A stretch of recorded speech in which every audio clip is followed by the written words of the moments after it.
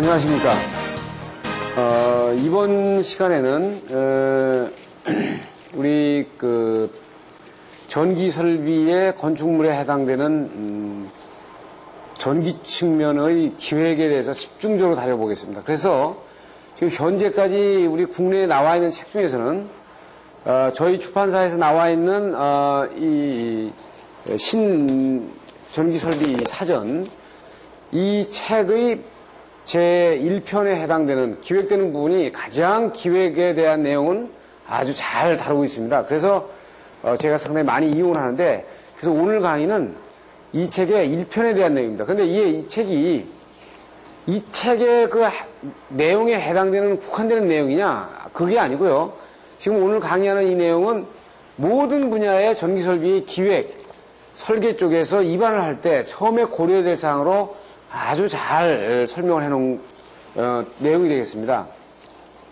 지금 저희들이 이제 일본 전기서원하고 전설공업협회하고 이렇게 저작권 협약을 전기설비 학회하고 해서 집중적으로 거의 관련되는 책들을 많이 내고 있는데, 어떤 분들은 저한테 그런 얘기를 많이 해요. 가끔가다가 국내 저자들한테 책을 좀 글을 받아다가 좀 내지, 왜 일본 쪽에 그 로얄티 줘가면서 내느냐 하는 그 얘기를 많이 하는데, 실제 국내 저자들한테 책에 대한 내용을 부탁을 해가지고 받아보면요, 이렇게 체계적으로다가 작성이 돼서 안 옵니다. 또 하나는 국내 저자들이 쓰는 글도 보면 대부분 일본 책을 그대로 부분 인용을 해가지고 글을 써서 내기 때문에 이 글에 대한 가치가 상당히 떨어져요.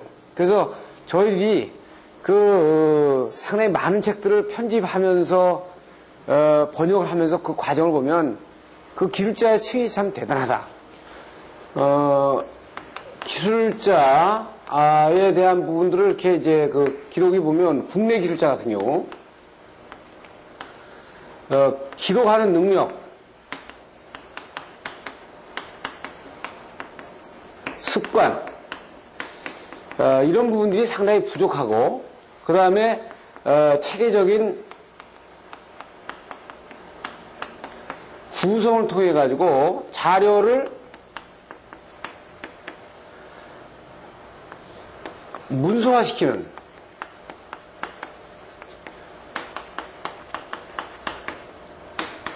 능력이 상당히 부족하다. 이 부분이 부족하단 말이에요.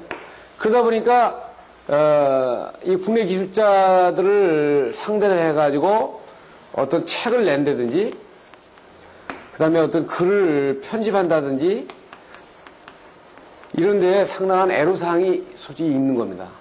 상당히 불편함이 있다 이거죠. 예? 그래서 이런 부분들은 일본 쪽에 보면은 기술자의 층이 아주 두텁고, 그 다음에 자료를 갖다가 체계화시키는 능력들이 상당히 뛰어나다. 그 다음에 자료를 이 집대성 해놓는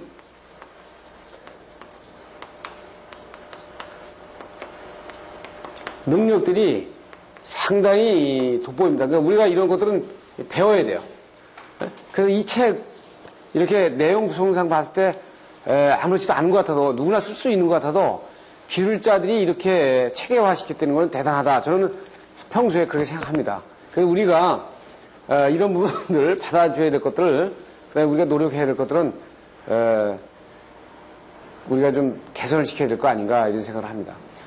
자, 이 강의를 이제 앞에다 둔 이유는요, 제가 아마 다른 강의에서도 서두에 그런 얘기를 했는데, 이 이론에서 말이에요, 이론적인 학자가 실무적으로 못 넘어간다, 이런 얘기를 했는데, 이 기술사는 만약에 50층짜리 빌딩을 짓거나 100층짜리 빌딩을 지으면요, 벌써 계획 설계하는 단계에서 벌써 머릿속에 100층의 건물을 지은다 그러면 100층에 대한 부분들을 세웠다가 홈넣었다 세웠다 홈넣었다 하는 능력이 있어야 돼요. 그러니까 머릿속에 이미 100층에 대한 구성이 쫙 들어있어가지고 전등, 뭐 예비전원, 뭐 간선, 전원, 수변전벌 설비 이렇게 하면 여기는 느낌이 와 있어야 된다고요. 그래 이 느낌은요 밤새도록 공부해도 안 되는 거예요. 이건 시간이 필요하다고요. 시간이.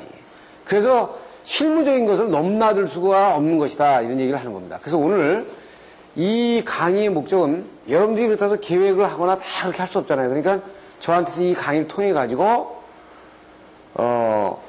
어떻게 계획이 되는지 이런 부분들에 대한 느낌을 가져가는데 예? 노력을 하세요. 그러니까 여러분이 설계를 많이 했으면 큰 문제가 없는데 설계를 안 하신 분들은 설계의 능력, 그 다음에 기획의 능력이 어떤 고도의 기술자의 능력이단 말이에요. 이게 기술자의 업무라고 볼 수 있어요. 그러면 그런 실제 남한테 들어서 책으로 봐가지고 하는 거는 상당히 한계가 있단 말이에요. 여러분들이 직접 많은 시간을 들여가지고 그분이 경험으로다가 축적이 돼줘야 아주 가장 좋은 그 경험이 되는 거고 여러분들의 경력이 되는 거예요. 그래서 이걸 일단 이 교육의 목표하는 바는 이 교육의 그 경험도 하나의 경험에 들어가기 때문에 이 간접 경험을 통해 가지고 여러분들이 좋은 결과를 얻을 수 있도록 이렇게 강의하는 사람의 바람입니다. 그래서 이제 1편의 전기설비의 개념과 기본사항의 내용을 보면은 지금 여러분 화면을 보시게 되면 그 자료하고 전기설비의 응용은 말이죠. 크게 여기 이 책에서는 세 가지로 나눠놨어요. 그러니까 시각 환경에 관한 조명에 관련되는 항목 하나 하고 그 다음에 그 동력 설비라든지 이런 공간 환경에 의한 공조 설비 이런 부분에 대한 그 에너지의 전기적인 에너지가 들어가기 때문에 이 전기적인 에너지에 대한 그 관련되는 파워 그래서 힘 전력 설비를 말하는 거죠. 그 다음에 정보 설비를 가지고 이렇게 얘기를 분류해 놨습니다. 그러니까 이거는 전기 설비를 응용하면서 분류하는 부분은 이렇게 세 개로 분류할 수도 있지만 뭐 기능적으로도 분류할 수 있고 이게 여러 가지로 돼 있잖아요. 그런데 이 책에서는 일단 조명과 힘, 정보로도 하고 있다. 그럼 이 목적하는 바는 뭐냐면 이 전기 에너지는 건축물에 입주한 사람에게 건축물에서 생활하는 사람에게 이 쾌적한 환경을 제공하고 어떤 기능성을 도모하도록 되어 있는 거죠. 그래서 그렇게 하기 위해서 조명과 어떤 전력 설비, 파워와 그 다음에 정보 설비의 세 개의 부분이 필요하다 이렇게 보는 거예요. 그러면 이제 일본에서는 이제 건축물말을 이제 이번에 지스를 바꾸면서 건축전기 설비라는 말을 붙였는데 건축전기 설비를 전기 설비로 포괄적으로 담아가지고 세 개로 나눠놨어요. 그래서 건축전기 설비, 공장 설비, 그 다음에 5개의 전기 설비 해가지고 세 부분을 나눠놨고 여기에 대한 관련 관청은 여러분들이 보는 바와 같습니다. 그래서 이렇게 세 개로 나눌 수 있는 부분을 보고요.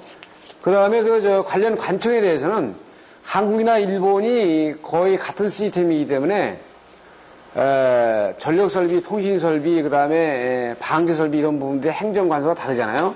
그래서 한국과 일본은 관청의 이름서부터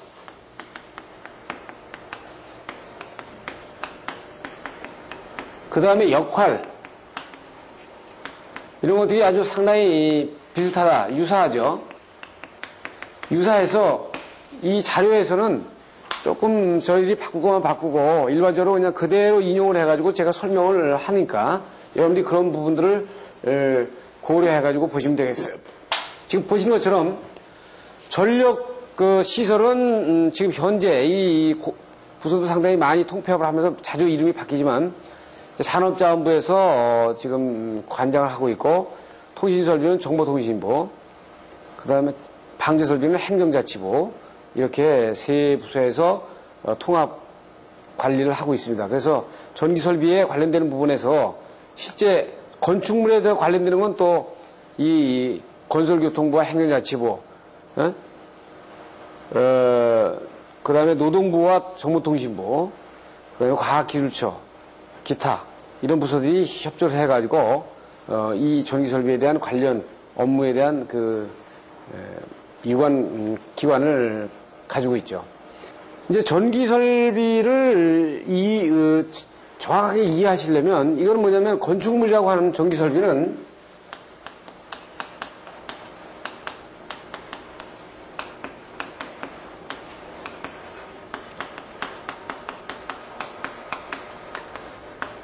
이거 전기공학만 들어가는 게 아니고 전기공학만 이게 인용이 들어가는 게 아니고 여기서는 무수하게 많은 다른 학문에 대한 부분들이 복합적으로 들어간다.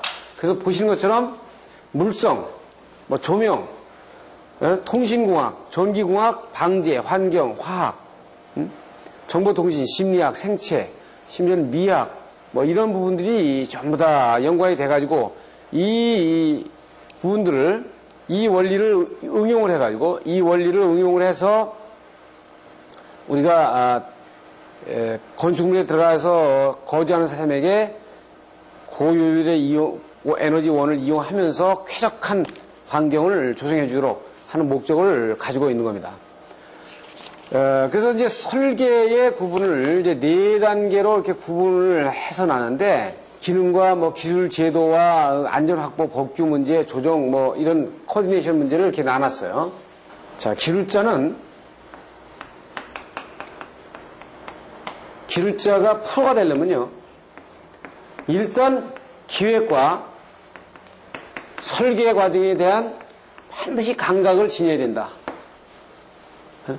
지금 기획과 설계의 감각을 지니지 못하면 이거 완전 프로로 나가는 데는 상당히 문제가 있다 이렇게 보는 겁니다. 그래서 에이펙 엔지니어 할 때도 제가 말씀드렸지만 미국 같은 경우에는 주요 경력 중에 어떤 프로젝트를 수행한 엔지니어링 프로젝트를 수행한 2년의 경력이 있냐 없냐 이건 상당히 중요하게 여기거든요. 그래서 기획 설계에 중요한 포션을 우리가 두고 있는 겁니다.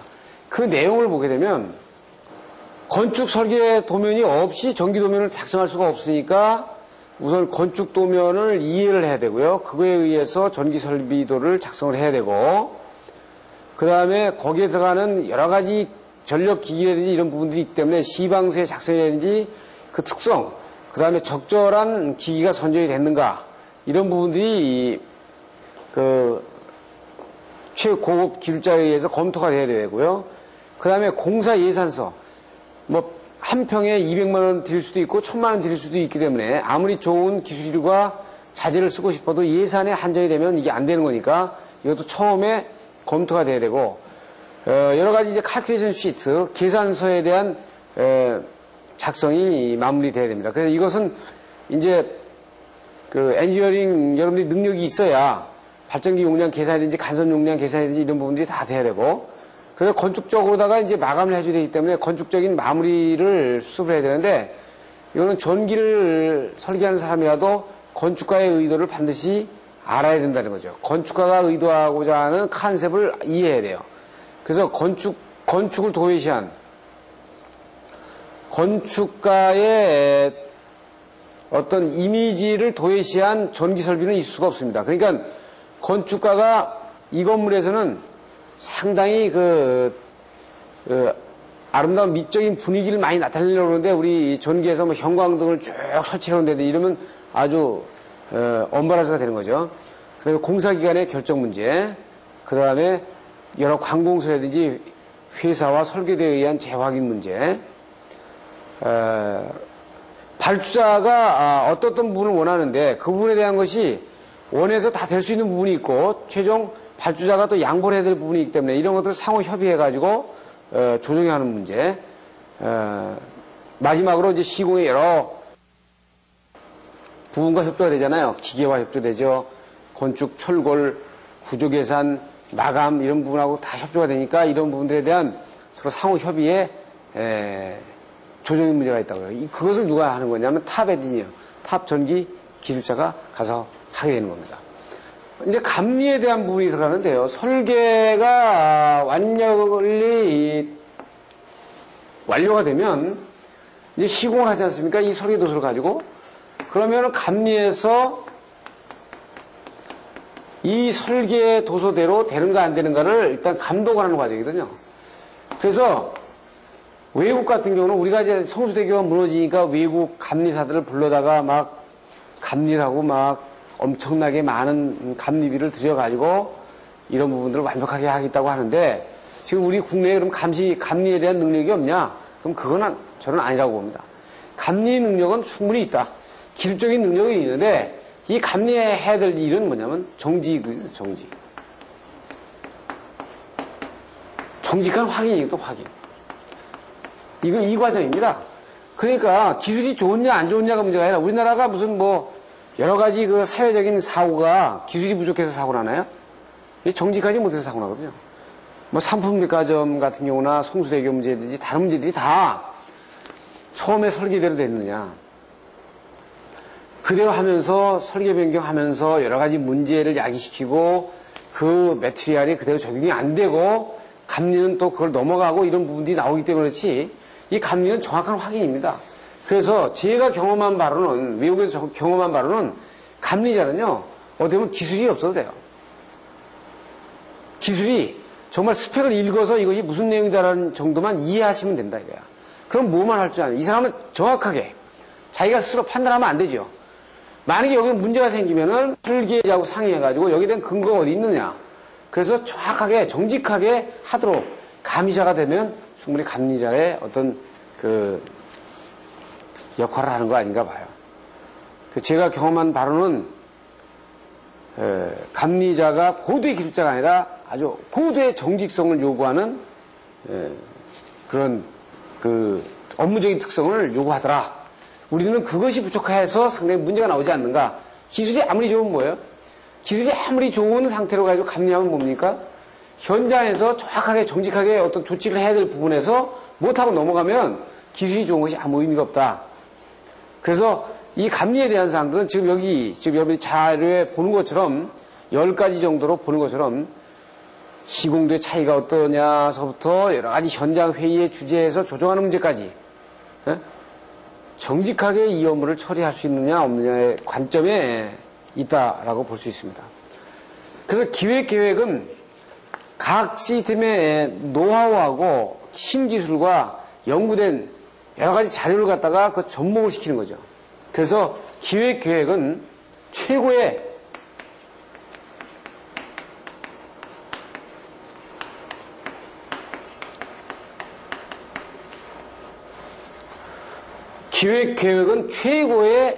기술 능력을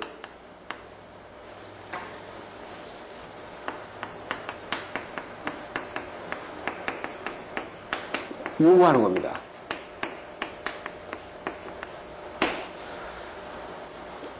여기에서는 왜냐면 우리가 그 행정을 하는 사람들도 그 회사에서 업무를 보는 사람도 그래요. 기획부서의 어떤 방향이 잘못되면 회사의 손실이 일반 말단 직원이 손실을 입히는 것보다 엄청납니다. 그러니까 기획계획이 방향이 잘못되어버리면 국가나 가정이나 개인이나 상당히 문제가 엄청나게 발생이 되는 거죠. 그것처럼 건물을 처음에 털을 파기 전에 어떻게 이 건물에 대해서 접근을 하고 어프로치 하느냐는 이 건물이 나중에 준공이 돼가지고 잘 됐느냐 안 됐느냐에 대한 성패가 달려있는 거예요. 그러니까 이 건물에 대한 성패는 어디에 달려있느냐, 기획계획을 처음에 어떻게 잘 했느냐 안 했느냐 여기에 달려있다. 그래서 여기에서 들어가는 부분들이 내용을 보시게 되면 첫 번째 각 시스템의 검토, 이 시스템을 어떤 시스템으로 가져갈 거냐, 이 건물에 대한 시스템을 어떤 시스템으로 가져갈 거냐 하는 거하고 이 계획을 하면서 문제점이 나타날 수 있는 지역 문제점들이 어떤 거냐. 예를 들면 이게 환경 문제에 걸린다. 그 다음에 고도 제한에 걸리는 문제, 교통량을 유발하는 문제, 이런 문제들이 여기에 다 검토가 돼야 되고 계획 때. 그 다음에 목표 설정과 이제 원가 검토가 들어가주죠.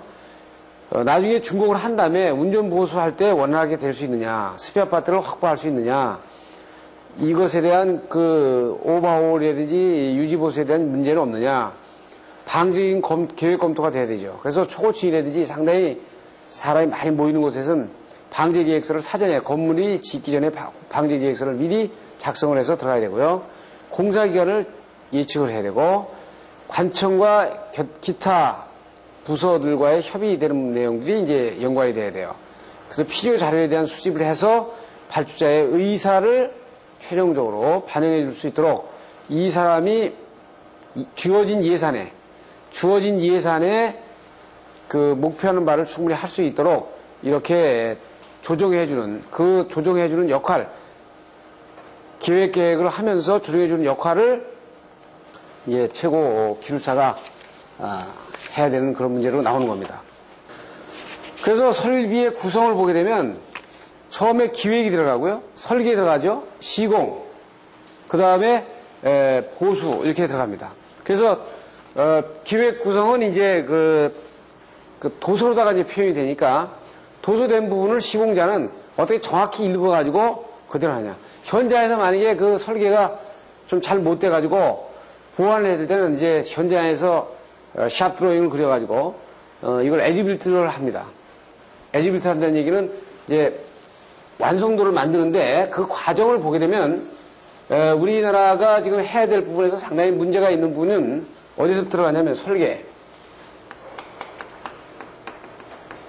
자, 설계가 우리나라가 지금 문제는 뭐냐면 설계가 기술적인 우위가 구별이 안 돼요. 그러니까 A라는 회사, A급, B급, C급, 만약에 D급이라는 회사가 있다 그러면은 이 A급의 설계에 만약에 평당 단가를 갖다가 여기는 15,000원을 준다. 근데 여기서는 지금 만약에 5,000원밖에 안 된다. 근데 우리나라 국내 지금 설계 환경이 굉장히 엔지니어링 쪽으로 잘 해주는 A라는 회사하고 D라는 회사가 있다 그러면 같이 비딩을 시킨단 말이에요. 견적을 시켜가지고 싼 데로 가요. 그럼 여기서 만약에 일하려면 이쪽에다가 5,000원짜리에다 맞출 수밖에 없어요. 그래놓고 공기에 시달리죠. 가격 안 맞지. 그러니까 도면에 충실화를 할 수가 없어. 그래서 이렇게 나온 설계 도면이 현장에서 맞을 리가 없죠. 현장에서 맞을 리가 없어요. 이 시공하는 과정에 계속 에러야. 이거는 시스템상 도저히 아니라면 일어날 수가 없는 부분이란 말이에요. 그러다 보니까 이게 무슨 문제가 있냐면 이것이 여기서 보완이 안 되면 부실 시공으로 바로 이어지는 것이 악순환이 될 수밖에 없는 거죠. 그러니까 우리나라는 이 설계의 차별화가 돼야 되는데 진짜 현재 시스템에서 안 된다.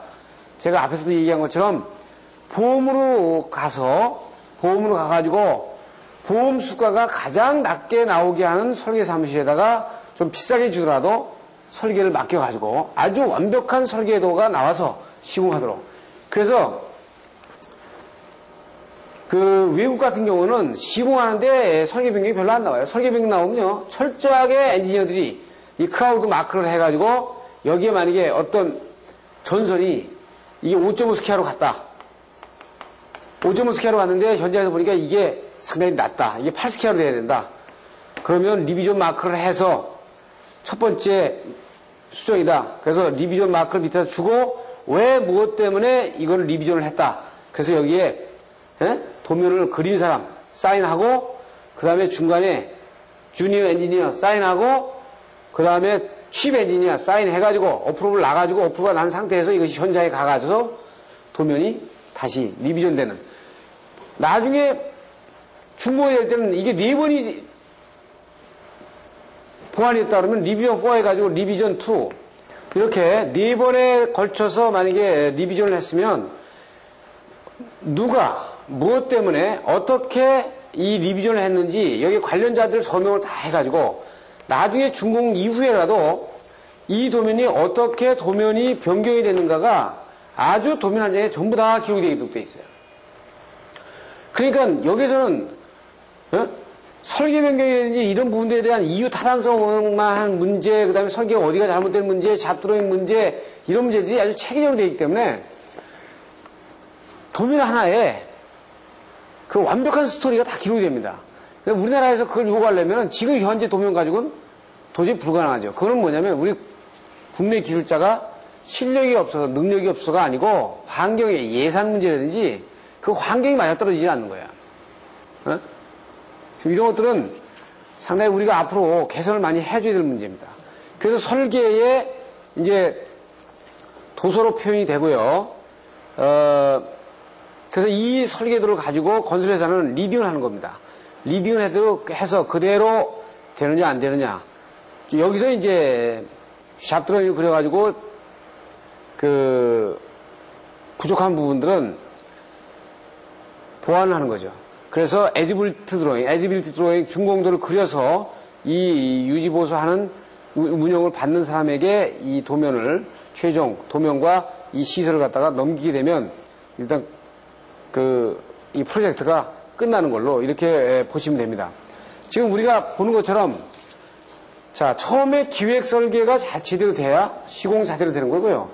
그 다음에 감리자는 아주 정직한 상태로 기술이 아주 좋은 것이 아니고 설계가 잘 됐다면 아주 정직하게 그대로 시공하느냐 안 하느냐만 확인해 주면 되는 거고요. 또 시공자는 설계도가 완벽하지 않을 경우에 이런 완벽한 그 기록에 의해서 책임자에 의해서 이유에 대해서 기록을 해가지고 보완을 해놓으면 큰 문제가 없지 않느냐. 이런 시스템은 우리가 다 알고 있어요. 웬만한 사람들은 다 엔지니어링에 근무하는 사람들이라든지 좀 큰 프로젝트를 다룬 사람들은 다 알고 있다 이거야. 다 알고 있는데 이 사회적인 시스템이 이거를 받아주지를 못하고 있어요. 이것을 지금 소화를 못하고 있죠. 그래서 이 빌딩 설계의 계획은 아주 통합계획이다. 첫째, 전기 설계를 제가 그래서 그 강의할 때 자주 얘기하는데 감리를 간다든지 어디 설계를 하게 되면 제일 먼저 설계도를, 건축도를 봐라. 그래서 건축도면을 보고 건축을 충분히 이해한 다음에 기계도면을 봐라. 그래서 기계 펌프가 어디에 앉아있고 보일러가 어디에 앉아있고 닥트는 어디로 가고 이런 부분들을 다 안 상태에서 전기의 도면을 봐라. 그러니까 전기 기술자는 건축 모르면 안 되고요. 기계도 알아야 되고 이 구조도도 볼 줄 있어야 되고 이런 상태에서 전기에 대한 어떤 그 계획이 들어가줘야 된다 그죠. 그래서 전기 설비의 통합 설계는 전반적인 시스템의 그 흐름을 다 알아야 된다 이거죠. 그래서 미국 같은 경우에 제가 미국 예를 많이 듭니다만 미국 같은 경우에는 공사 금액의 크고 직구를 떠나가지고 대개 일렉트리컬 엔지니어가 탑 엔지니어로 현장 소장에 많이 배치가 됩니다. 그래서 현장 소장 밑에 그러니까 전기 현장 소장 밑에 토목, 건축, 기계들이 전부 다 포진을 해가지고 움직여서 돌아가도록 하는 것이 대개 선진국의 시스템이에요. 그러니까 우리나라 같은 경우는 토목공사를 하면 토목공사가 뭐 500억이면 전기공사는 뭐 가로등이나 몇 개 시공하고 그러니까 2, 3억 그러니까 그거는 기사가 가서 이렇게 시공하는 경우가 있고 그러는데 그 전기 현장 수장이 들어갔을 경우에 그 원가 분석이라든지 공정관리라든지 그 다음에 계산이라든지 이런 능력이 뛰어나기 때문에 상당히 외국에서는 전기기술자들이 상당히 많은 대우를 받고 있다. 우리나라는 이게 공사 대규모다 해가지고 취급이 돼서 가버리니까 상당히 저기한 부분이 있어요. 그런데 앞으로 이제 세계화되면 지금 ISO에서 전기가 분리된 것처럼 모든 전기 시스템이 그 전 기술로부터 독자적인 어떤 영역에 구축이 가능하리라 봅니다. 왜냐하면 세계적인 시스템이 그렇게 돼 있다 이거죠. 자, 건축 전기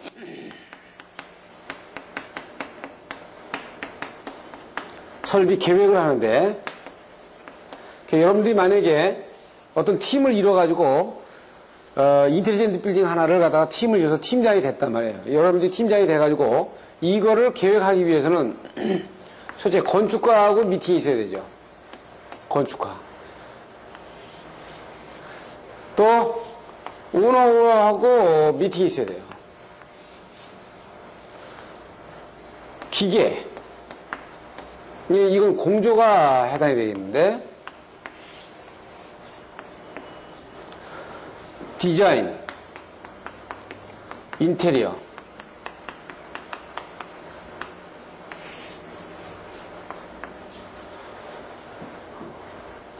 구조, 건축 구조.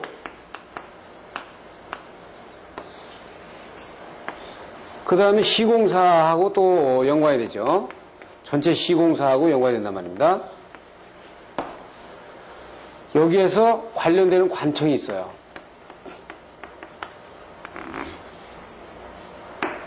자, 보세요. 여러분들이 팀장이면 여러분 자신이면 여러분들이 오너하고 얘기하고 건축가하고 기계, 디자인, 인테리어, 구조, 시공사, 관청, 기타 또 관련되는 여러 가지 부서들 이런 부분들하고의 사전 협의 조정을 전부 다 기술적인 것부터 행정적인 걸 다 처리하려면 상당한 기술이 있어야 돼요. 그런데 이런 포괄적인 어떤 굉장한 범위에 여러분들이 감각을 가져가야 되는데 정말 몇 문제 어떻게 이렇게 우리가 적고 말이죠.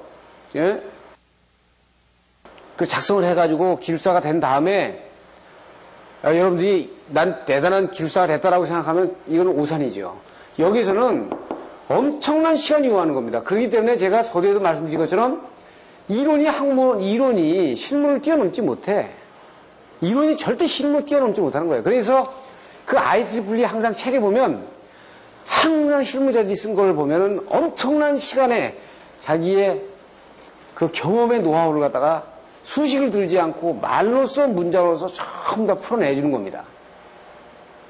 자, 여러분들이 만약에 이 경험을 안 하고 건축가하고 얘기할 때 나는 어떤 전기를 이렇게 내고 싶은데 당신이 생각하는 부분이 뭐냐. 여기서 건축가하고 일단 그 오너하고가 먼저 상당히 협의를 하겠죠. 그래서 건축가의 컨셉을 또 철학을 건축하는 사람이 느껴줘야 돼요. 그러면 이거는 일반적인 내용이고 일반적인 여기 나오지 않은 자료란 말이에요. 그럼 지금 나온 자료에 보시면 어떻게 표현하고 있어요?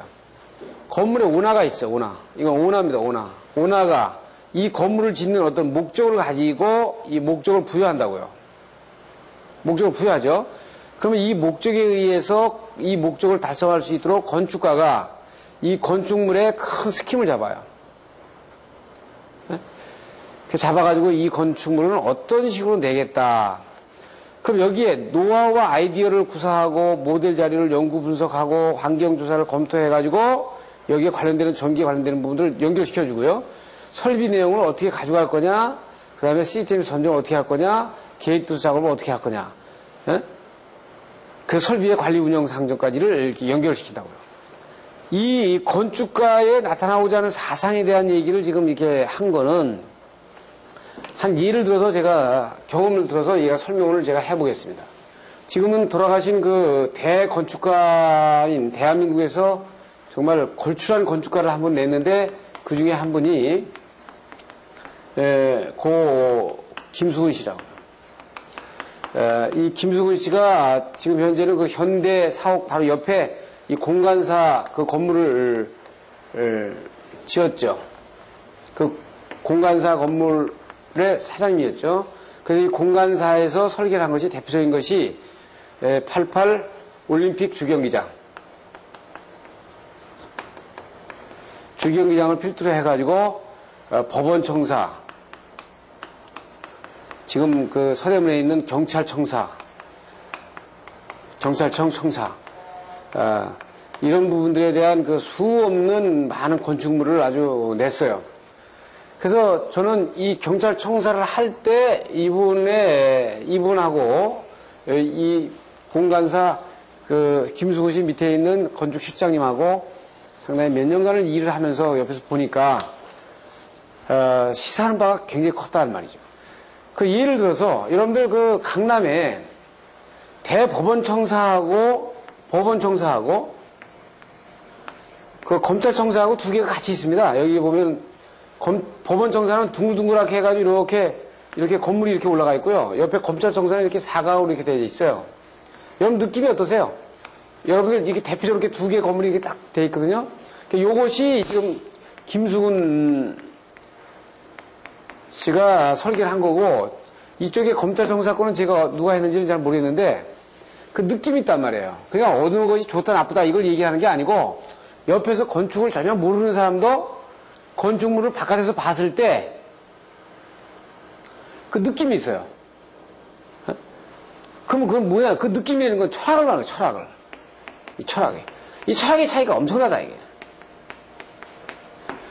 그러면 그 건물이 요구하는 목적이 법원이란 말이에요. 법원. 이 건물은 법원을 쓰려고 그래.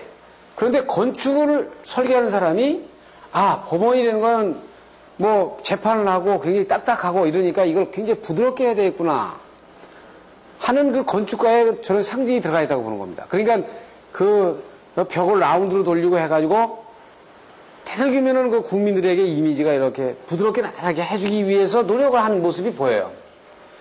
이 공간사의 김수근 씨 같은 경우는 옛날에 설계를 하게 되면 조명 그 기구를 선정하면요 전기하는 사람들이 선정을 못하게 해요. 그걸 당신이에요, 당신이. 왜냐면 자기의 컨셉을 잊지 못한 사람이 만약에 여기다는 다운라이트로 백열등을 이렇게 조명을 해줘야 되는데 거기다 형광등을 막 쫙 설계를 해놔버리면 자기가 설계한 그 컨셉을 완전히 벗어나버리기 때문에 조명이 맞춰주지 못하면 안 되잖아요. 그러니까 우리 전기하는 사람은 그 건축가의 철학까지도 이해하셔야 돼. 그러니까 이거를 말로 어떻게 하냐는 얘기야. 책에 어디 수식을 몇 개 풀어가지고 어떻게 나오냔 말이에요. 엄청난 시간을 들여가지고 그 사람들과 같이 일을 하면서 느끼고 보고 이 시간을 요하는 거예요. 그래서 최고의 기술자는 절대 이 수십 프로 가지고 안 되는 거야. 수십 프로 가지고 되는 기술자는요, 그건 얼마인지 부르면 돼. 그건 요새 컴퓨터가 많이 역할을 대신하고 있기 때문에 된다고요. 여기서 제가 다시 말씀드리는 건 왜 그러냐면 많은 사람들이 그냥 수십을 접근하면 다 된다라고 생각하니까 제가 이 말씀 드리는 거예요. 아니다, 이게 아니야. 거기에는 분명히 넘지 못할 한계가 있어요. 아니, 건축가가 이 조명 설계에 자기가 설계해 놓은 거를 조명기구 하나 자체를 전기기술자가 손을 못 대게 할 때는 그 의미를 아셔야죠. 그 의미를 알아야 된다고. 지금 지난 얘기입니다만 경찰청사가 처음에 김수건 씨가 제시한 안이 둥그렇게 가운데를 뚫어가지고 이렇게 둥그렇게 이 제시를 했던 안입니다. 지금 저는 건축의 담당이 아니었기 때문에 옆에서 봤지만 맞았다. 이대로 졌어야 된다. 이런 부분이 있어요. 기능은 어떻더라도 왜냐하면 그분이 주장했던 게 경찰청사다. 경찰서, 이거 파출소 그러면 일반 사람들이 다 가기 싫어하잖아요. 그 때문에 그리고 또 이 건물을 지을 때가 50억대이기 때문에 상당히 이 구밀이 이렇게 이렇게 좀 약간 미축이 되어 있는 그런 상태였어요. 그렇기 때문에 이 경찰청사는 상당히 부드럽게 보여야 된다. 이 어머니처럼 이렇게 부드럽게 보여야 된다. 그래서 부드럽게 보이려면 이렇게 동그랗게 건물이 모양이 가져야 된다 하는 걸 갖다가 끝까지 주장을 하더라고요. 끝까지. 지금 이제 이렇게 지나서 보면 맞았다. 이 건물을 이렇게 지었으면 지금 요새 이 인텔리전트 빌딩이라고 하는 거는 가운데를 다 뚫어가지고 중정을 나타내지 않습니까? 어떻게 하냐면 이렇게 지금 화면에 여러분들이 보시는 것처럼 이것이 이제 일본의 최첨단 인텔리전트 빌딩의 그 사진을 보여드리는 건데 건물 가운데를 이렇게 뚫었어요. 뚫어가지고 빛이 저 밑에 층까지 다 들어가도록 하고 복도에 나와서 전체를 보도록 이렇게 하는 것이 지금 인텔리전트 빌딩의 건축 구조물의 아주 기본입니다. 그럼 벌써 85년도에 이분은 벌써 이런 부분들을 내다봤어. 내다봐가지고 이렇게 지었으면 좋겠다. 참 지금 지어놨으면 상당히 멋있는 명물이 되지 않았는가. 지금 여러분들 유럽에 가보면 관청 건물이요 유치원 건물 같아요. 그러니까 우리나라처럼 관청 건물 그러면 벌써 딱 이미지가 여러분들 있잖아.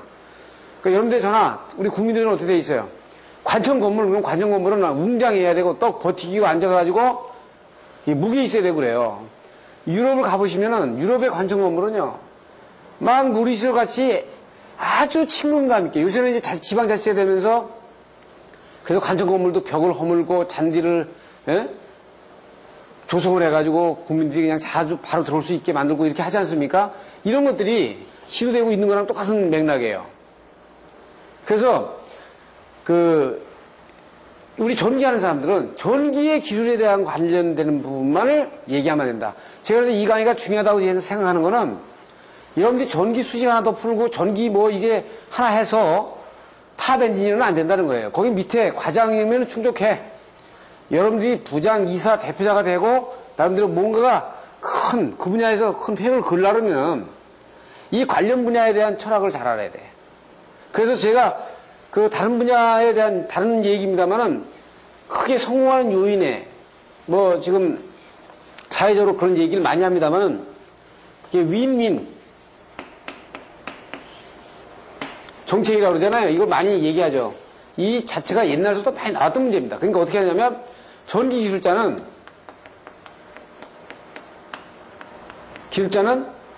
만약에 고고학을 하는 전문가를 알고 건축가를 알고 이렇게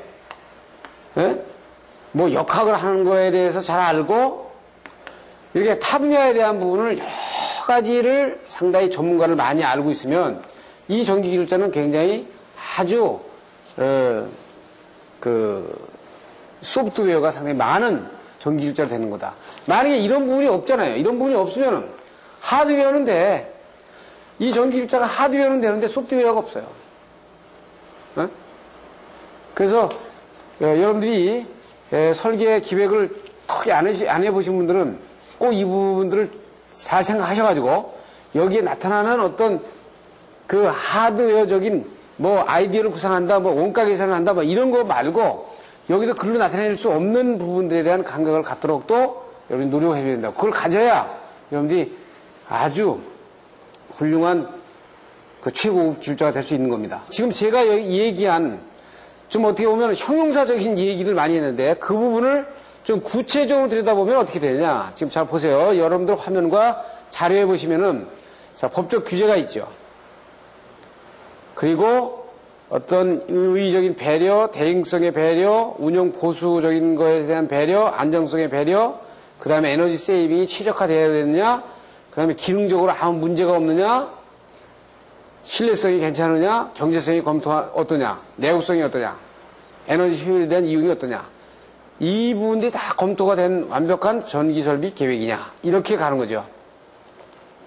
이거 말고 제가 말씀드린 게 뭐예요? 이거 전체에다가 이 사회적인 그 철학, 건축가의 철학,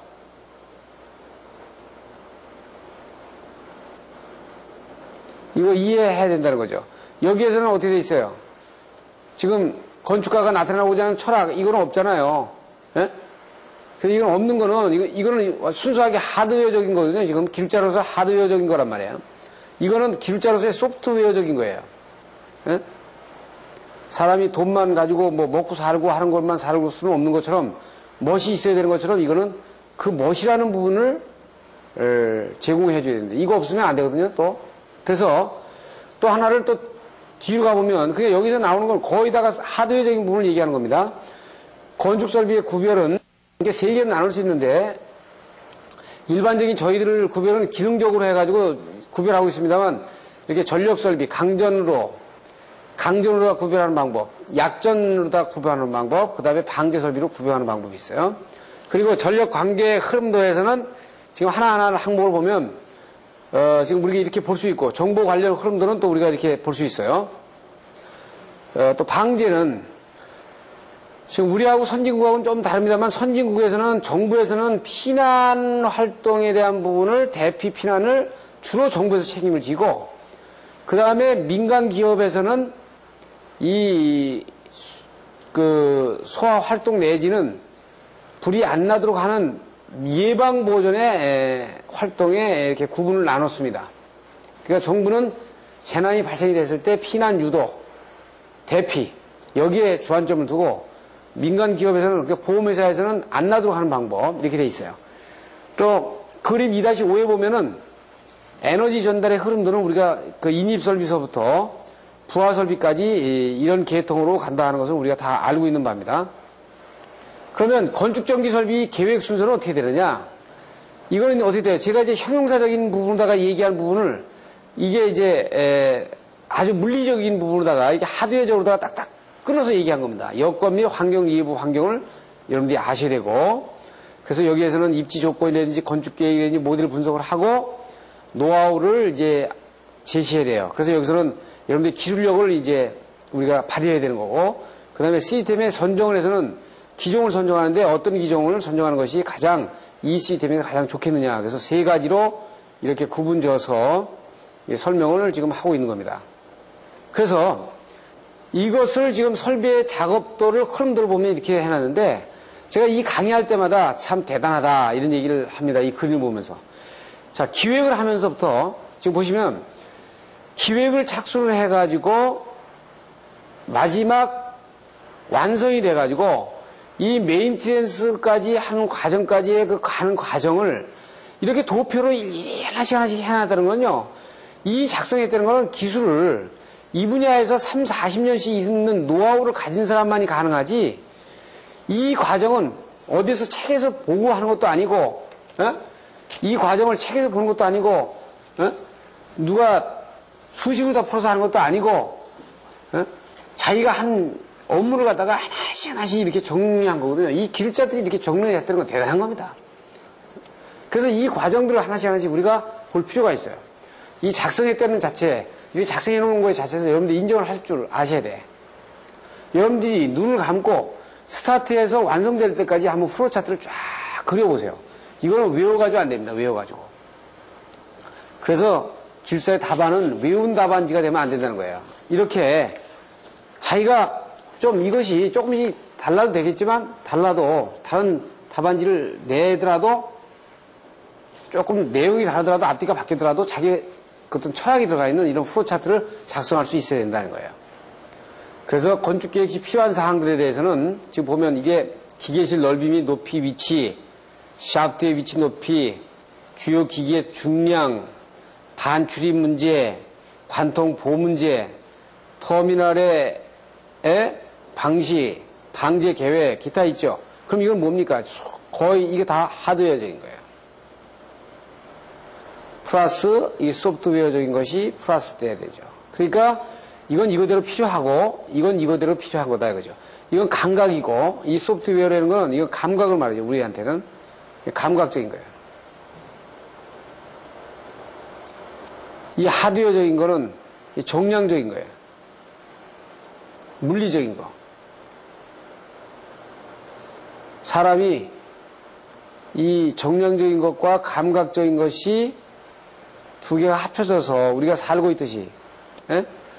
이거 마찬가지거든요. 이 건물도 똑같은 그런 상태로 간단 말이에요. 그러니까 건축물을 하나 완성하는데도 제가 잠깐 아까 말씀드렸죠. 강남의 검찰청사와 법원청사다. 그럼 기능상에 아무 문제가 없어. 두 개가 다. 아무 문제가 없는데 바깥의 느낌이, 건물을 바라보는 느낌이 달라. 거기 한번 판단을 한번 해보세요. 그럼 여러분들이 가보셔가지고 지나가서 멀리서 한번 두 건물 이렇게 보세요. 그러면 느낌이 있다니까요. 그럼 느낌이 뭐 어느 것이 잘 나고 어느 건 못 나고 이게 아니라 두 개의 느낌이 건물에 느낌을 주는 게 있어요. 그럼 그 느낌을 주도록 우리가 전기라든지 여러 가지 설비에서 보완을 해줘야 되는, 거기에 같이 가줘야 되는 그런 문제가 있는 겁니다. 그래서 계획 순서를 우리가 설명을 했고요. 지금 이제 초고층 빌딩에 대한 부분들을 화면을 여러분들이 잠깐 보시고, 지금 이거는 일본에서 최근에 준공된 도면을 보는데, 자, 이 도면을 처음에, 이런 건물을 짓겠다 이거죠. 자, 건축 운하가 이런 건물을 짓겠다라고 건축가한테 의뢰를 했어요. 그러면 여러분들이 이 건물을 먼저 머릿속에다 그려가지고 이 건물의 바깥에 나오는 외양의 저런 표현을 하기 위해서 전기에서 어떻게 접근을 할 거냐. 이 부분들에 대한 것이 어떻게 되어 있어요? 여러분들이 검토가 들어가야 된다는 거죠. 그러면 이 건물을 지었다 헐었다 아직 도면도 안 나온 상태에서 여러 번을 해보셔야 됩니다. 자, 이것이 책으로 됩니까? 네? 책에서 여러분들이 뭐 몇 줄 읽어가지고 이거 돼요? 안 된다 이거야. 그래서 이런 것들은 상당히 많은, 이 강의에서 목적하는 바는, 제가 자꾸만 반복적으로 주장하는 바는 그것들을 여러분들한테 한 가지 더를 얘기를 하는 겁니다. 얘가 제가 알기로는 여러분들 스위스에 가게 되면은 그 알프스를 가시다 보면은 그 붉은색으로 해가지고 이게 조그만 집들이 이렇게 쫙 산장에 이렇게 나열이 돼 있어요. 마을도 그렇고. 거기는요, 건축 중공검사를 제가 확인한 바는 아닌데 그렇게 한다고 들었어요. 건축의 중공검사를 누가 하냐? 마을에 최고 높은 분이 한다. 마을 사람들이 한다. 마을 사람들이 이 건물의 정서에 맞느냐 안 맞느냐, 벽돌 한 장, 계획장 한 장까지도 통제가 되는 거예요. 그런 것들이 정말 진정한 건축허가가 아닌가 이렇게 생각해요. 그래서 그것처럼 지금 앞에 본 건물을 어디서 지진다 그러면 그 주변 환경과 그 정서, 이런 것들을 우리가 생각을 해준다는 얘기죠.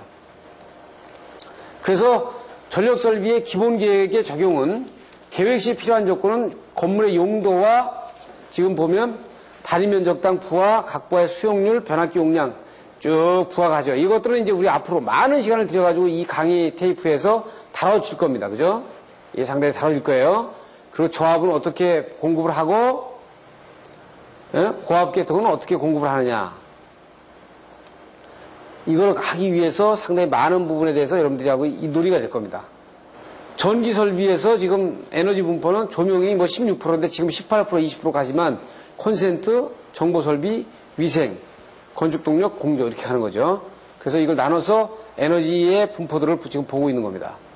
그 다음에 인간과 전기 환경. 그래서 머리, 눈, 귀, 몸, 뭐 이렇게 해서 감각과 그 전기라는 거는 조명, 공조에 대한 그 어떤 냉난방 이런 것들이 어떻게 있어요. 그 인간 환경에 대한 쾌적한 어떤 분위기를, 느낌을 주도록 이렇게 하기 위한 물리적인 팩터들이 들어가 주는 거죠. 공급망의 흐름도에서 정보통신 설비를 보고 있고요. 방제 시스템에서는 이제 하드웨어와 메인테넌스 소프트웨어, 그래서 관제 시스템, 관제 방제 이런 부분 다 나눠져 있습니다. 이것도 방제 시스템을 별도로 한 챕터로 해가지고 제가 여러분들한테 설명을 드릴 겁니다. 그래서 관계 조사 대상이 이렇게 표로 나와 있고요. 화재 발생과 서버 시스템의 그 관계도가 나와 있어요. 그래서 건물에서 발화가 돼서 진화가 될 때까지의 어떤 그 과정대로 가느냐 하는 얘기입니다. 이제 방제 조건과 구성에 대한 부분은 지금 우리가 이렇게 보시는 바와 같이 세프티를 어떻게 확보하느냐의 관점에 대해서 어떤 항목을 우리가 체크하느냐를 보여주고 있어요. 그리고 이제 정부 네트워크에서는 지금 요새 인텔리전트 빌딩화 하고 있고 전부 정보화 시스템으로다가 묶여져 가기 때문에 그거를 네트워크 전체, 외부 네트워크와 소단위 네트워크를 어떻게 구성하느냐를 보여주고 있습니다. 그리고 이제 빌딩 정보 설비에 대한 그 마지막으로다 우리가 볼 부분은 건축물은 초기에 기획을 할 때 인프라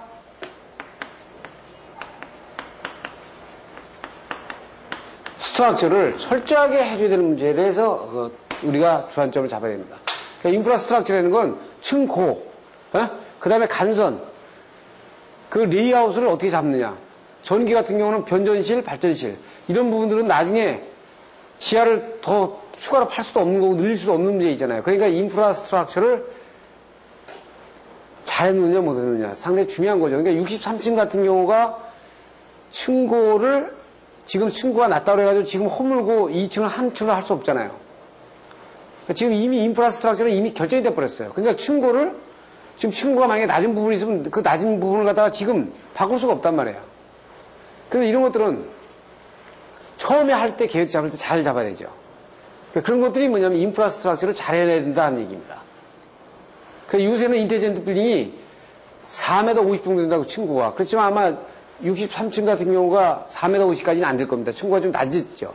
그러니까 이런 부분에서는 그 인프라를 갖다가 바꿀 수가 없는 부분이 나오는 거예요.